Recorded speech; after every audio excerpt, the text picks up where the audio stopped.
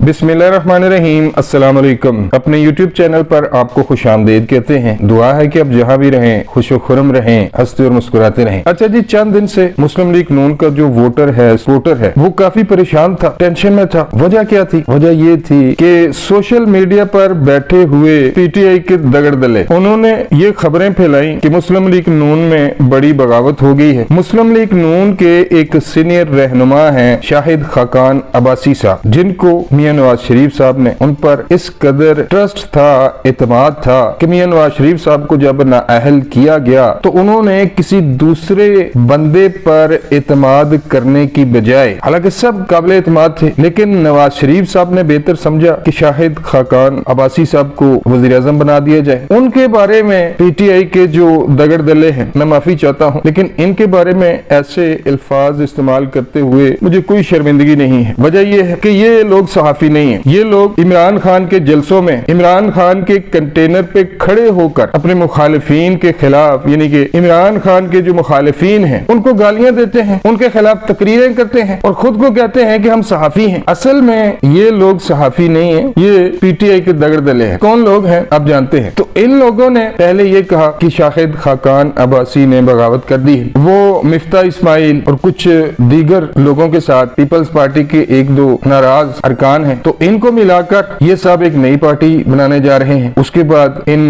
किराए के टट्टुओं ने ये भी कहना शुरू कर दिया। किराए के टट्टू मैं इसलिए इनको कहता हूँ कि जब इमरान खान साहब वजीर आजम थे तो भाई काम तो कोई किया नहीं इस बंदे ने। कोई एक सड़क, कोई एक गली, कोई एक नाली, कोई एक हॉस्पिटल, कोई एक यूनिवर्सिटी अब मुझे बता दें जो इस बंदे ने बनाई हो। सिर्फ एक ही काम किया कि कौमी खजाने से 20-20 करोड़ और इससे भी ज्यादा पैसे इन लोगों को दिए जाते थे और इनका काम ये था कि आपने सिर्फ झूठ बोलना है। आपने इतना झूठ बोलना है, इतना झूठ बोलना है कि लोगों को सच लगना शुरू हो जाए। और इन्होंने ऐसा ही किया। ये जो हकीकत TV जैसे लोग बैठे हुए हैं, इनकी 10 में से 10 वीडियो उसमें सनसनी है, झूठ है, मुनाफकत है, फ्रेब है, इमरान खान के बस पांव चाटने की कोशिश की जाती है। तो ये लोग पहले ये कह रहे थे कि शाहिद खाकान अब्बासी ने मुस्लिम लीग नून में बगावत कर दी है। फिर मिफ्ता इस्माइल का नाम आया। फिर इन लोगों ने ये कहा कि वो जो लाहौर में मुस्लिम लीग नून के एक MNA हैं, बड़े सच्चे और खरे, इनके आप कह सकते हैं कि सियासी कारकुन हैं, ख्वाजा साद रफीक साहब, पार्टी में वो इख्तिलाफ रखते हैं और खुलकर बोलते हैं, खुशामदी बंदा नहीं है जी वो। तो उसके बारे में भी ये लोग ये कहने लगे कि नहीं जी, उन्होंने भी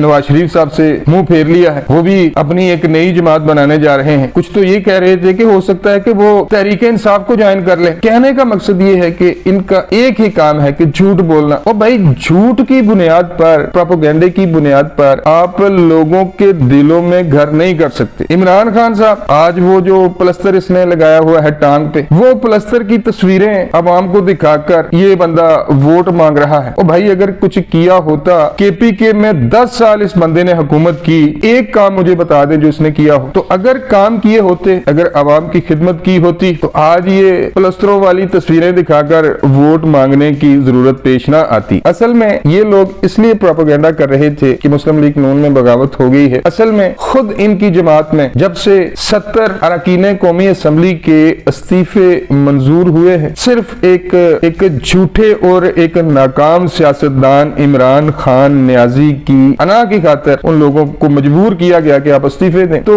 वो भाई आज पछता रहे हैं कि हमने बहुत बड़ी गलती की, हम किस नशेई की पार्टी में आ गए हैं। और अब लोग खुलकर सामने आना शुरू हो गए हैं। लोग कहते हैं पैसा लगाकर हम असेंबलियों में पहुंचे और ये बंदा जब इसका दिल करता है ये पंजाब असेंबली तोड़ देता है, जब इसका दिल करता है ये KP के असेंबली तोड़ देता है। तो भाई ये तो पिंकी पीरनी और फरा गोगी, उस्मान बुजदार और एक पंजाब का बड़ा प्रॉपर्टी डीलर है, ये तो अरबों खरबों रुपया भाई लूट कर बाहर बैठे हुए हैं। तो उनमें से कुछ ऐसे लोग भी हैं भाई जो असेंबली में बैठना चाहते हैं, जो अपने इलाके के मसाइल हल करना चाहते हैं। तो उन लोगों ने इमरान खान के खिलाफ और PTI के खिलाफ बगावत कर दी है। पहला जो नाम सामने आया है जिस बंदे ने इमरान खान को उसकी औकात याद दिलाई है, नासिर खान मूसाजई। नासिर खान मूसाजई MNA है जी। इनका ताल्लुक है NA 29 पेशावर 3 से ये इलेक्शन लड़ते हैं। इन्होंने स्पीकर कौमी असम्बली को एक खत लिखा है और खत में उन्होंने ये कहा है कि मैं आपसे दरख्वास्त करता हूँ कि मेरा इस्तीफा मंजूर ना किया जाए। मैं अपने इलाके के, अपने हल्के के अवाम के मसाइल हल करना चाहता हूँ और मैं असेंबली में बैठना चाहता हूँ। उनके कहने का मकसद ये है कि भाई हम इतनी मेहनत मुशक्कत से इलेक्शन जीतते हैं, पैसा लगाते हैं और उसके बाद असेंबली आते हैं, हुकूमत हमें कुछ मराद भी देती है, उनकी तनख्वाह भी होती है, कुछ टीए डीए भी मिलता है उनको, तो उनका अच्छा भला गुजारा चल सकता है। तो उन्होंने कहा कि ठीक है जनाब, हम असेंबली में बैठे हुए हैं, हमें अपने इलाके के मसाइल हल करने हैं, तो ये तो